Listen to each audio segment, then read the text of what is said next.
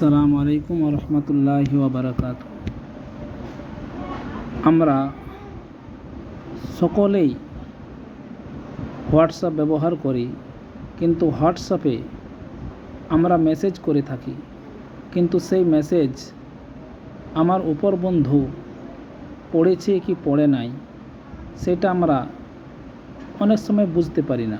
কেননা আমার বন্ধুকে আমি মেসেজ করলাম, তার যদি নেট খোলা থাকে তাহলে দুটো টিক মার্ক আসবে, আর যদি নেট খোলা না থাকে তাহলে একটা টিক মার্ক আসবে।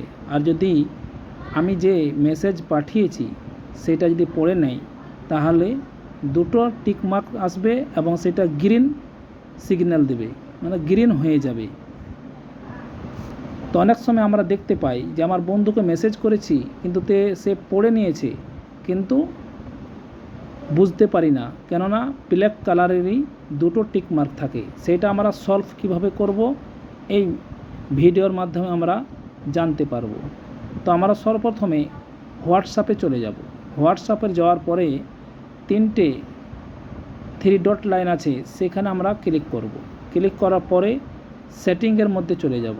সেটিংয়ের মধ্যে যাওয়ার পরে অ্যাকাউন্টের পরে 3য় নম্বরে প্রাইভেসি পাবো, সেখানে আমরা টিক মার্ক করব। টিক মার্ক করার পরে 1 নম্বর, 2য় নম্বর, 3য় নম্বর, 4র্থ, 5ম নম্বরে একটা আমরা পাবো রেড বলে একটা অপশান।